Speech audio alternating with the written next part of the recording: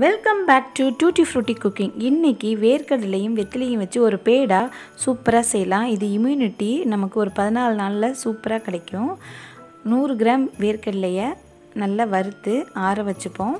ஆறுனதும் தோலெல்லாம் எடுக்க முடிகிற அளவுக்கு எடுத்துக்கலாம்.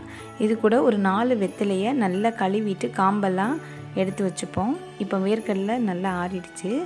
இது 4 வயசுலேருந்து பெரியவங்க வரையும் சாப்பிடலாம். நமக்கு இம்யூனிட்டி சூப்பராக கிடைக்கும்.